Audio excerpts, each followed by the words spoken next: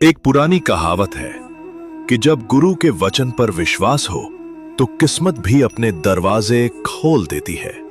यही विश्वास एक साधारण से चोर की जिंदगी में भी ऐसा परिवर्तन लाया जिसकी कल्पना भी असंभव थी। ये कहानी है उसी चोर की जिसकी चोरी की आदत में भी सद्गुरु के एक वचन ने पुण्य का बीज बो दिया। एक छोटे से गांव में हरिया नाम का युवक रहता था। हरिया की उम्र थी करीब 30 साल। घर में माता पिता, पत्नी, बच्चे और छोटे भाई बहन सब उस पर निर्भर थे। घर की आर्थिक स्थिति खराब थी। खेतों की फसलें कभी अच्छी होती, कभी खराब। मजबूरी में आकर हरिया ने चोरी करना शुरू कर दिया। हरिया का चोरी करने का तरीका भी बड़ा निराला था। गांव के आसपास के इलाकों में रात के अंधेरे में दबे पांव पहुंचता और चुपचाप कीमती सामान लेकर भागा था। दिन में हरिया बहुत सामान्य जिंदगी जीता था। लोगों की मदद करता, सभी की इज्जत करता। उसके इस व्यवहार से कोई सोच भी नहीं सकता था कि वो चोर होगा। एक दिन गांव में एक प्रसिद्ध संत पधारे। उनके सत्संग में दूर दूर से लोग पहुंचने लगे। गांव वालों के आग्रह पर हरिया भी सत्संग में गया। संत की वाणी और व्यक्तित्व में एक अलग ही आकर्षण था। सत्संग समाप्त होने के बाद हरिया ने आगे बढ़कर संत के चरणों में सिर झुकाया और बोला, महाराज, मैं बहुत पापी हूं। मेरी एक मजबूरी है। मैं चोरी करता हूं। संत ने मुस्कुराकर पूछा, बेटा, चोरी छोड़ सकते हो? हरिया उदास होकर बोला, नहीं गुरुजी, परिवार बड़ा है, चोरी नहीं छूटेगी। संत ने गहरी दृष्टि से हरिया को देखा और फिर बोले, ठीक है, अगर चोरी नहीं छोड़ सकते तो एक काम करो, मैं जो कहूं वो निभाओगे? हरिया ने तत्परता से कहा, हां गुरुजी, मैं पूरी कोशिश करूंगा। संत बोले, पराई स्त्री को सदैव अपनी माता या बहन समझना। बस ये वचन निभा लो, ईश्वर की कृपा हो जाएगी। हरिया ने बड़े विश्वास से कहा, आपकी आज्ञा सिर आंखों पर, यह तो मैं जरूर निभा लूंगा।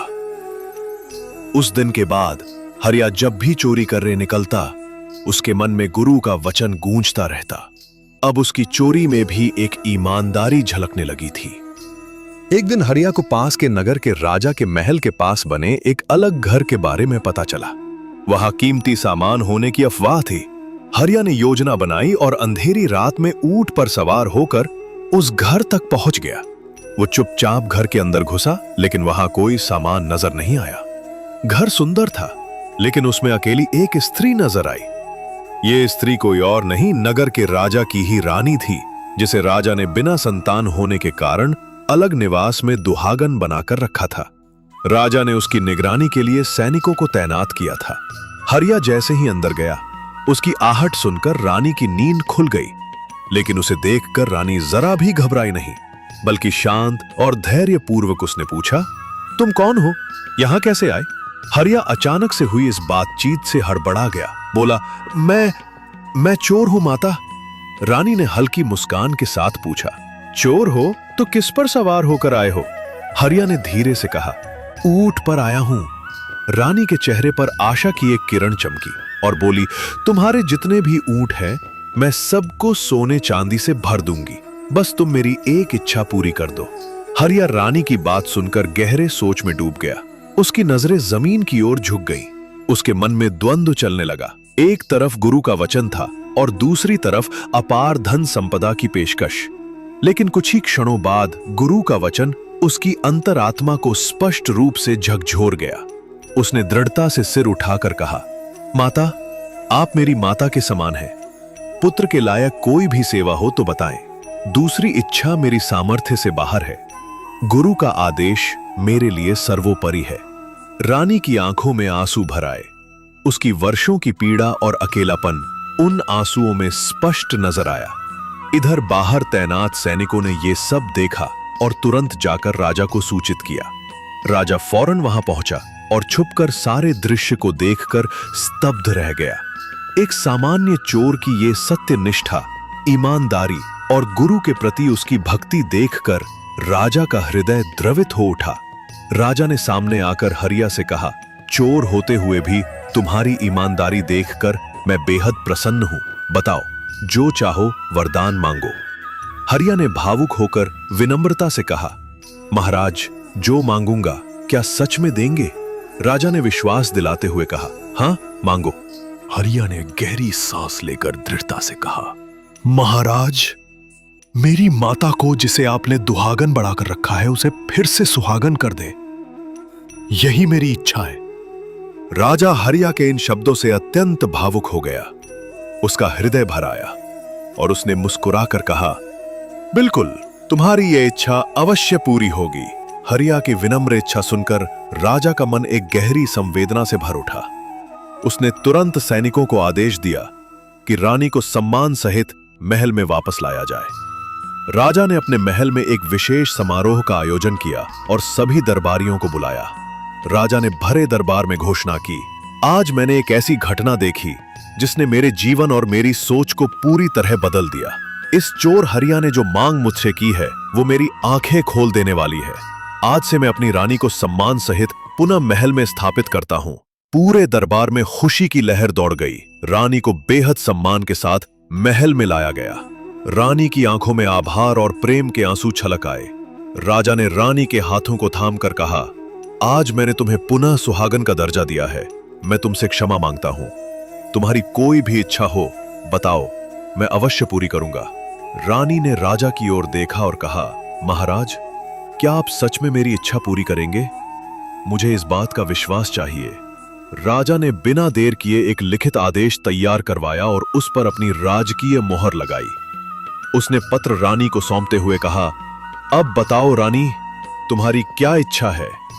रानी ने गहरी सांस लेकर पूरे विश्वास और दृढ़ता से कहा, महाराज, हमारी कोई संतान नहीं है। मेरी इच्छा है कि इस हरिया को ही आप अपना पुत्र स्वीकार करें और उसे इस राज्य का उत्तराधिकारी बनाएं। राजा एक क्षण के लिए चौंक गया, लेकिन तुरंत ही समझ गया कि रानी की यह इच्छा वास्तव में राज्य और प्रजा के लिए हितकारी थी। उसने मुस्कुराकर कहा, रानी, तुम्हारी यह इच्छा मेरी भी इच्छा है। मैं हरिया को आज से ही अपना पुत्र स्वीकार करता हूं।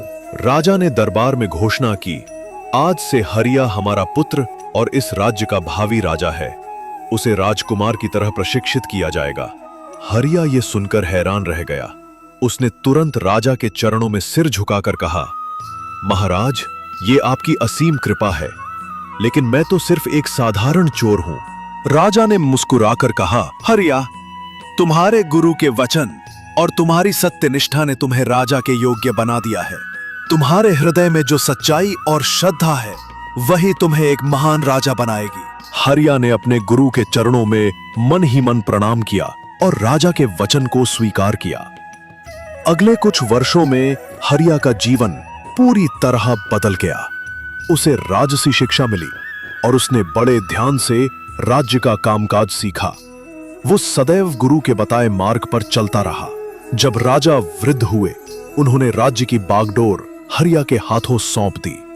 हरिया ने राजा बनने के बाद गुरु की शिक्षा को राज्य के संचालन का आधार बनाया। उसने गरीबों, असहायों और जरूरतमंदों की सहायता के लिए अनेक योजनाएं बनाई। प्रजा उसकी न्यायप्रियता, दयालुता और सत्यनिष्ठा की प्रशंसा करती थी। हरिया के शासनकाल में राज्य ने अभूतपूर्व प्रगति की। हर ओर खुशहाली और समृद्धि थी। गुरु के वचनों की शक्ति और विश्वास का परिणाम सभी के सामने था।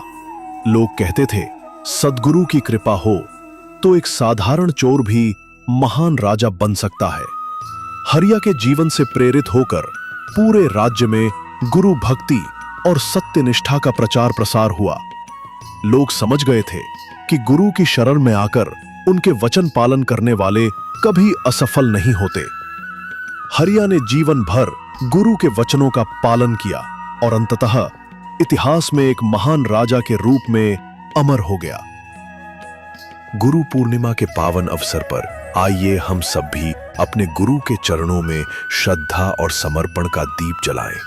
अपने गुरु के एक एक वचन को जीवन में उतारने का संकल्प लें। अगर यह कथा आपके दिल को छू गई हो तो इसे अपने प्रियजनों के साथ जरूर शेयर करें। ताकि गुरु की महिमा और संदेश सभी तक पहुंचे। गुरु पूर्णिमा की हार्दिक शुभकामनाएं। गुरु चरणों में प्रणाम।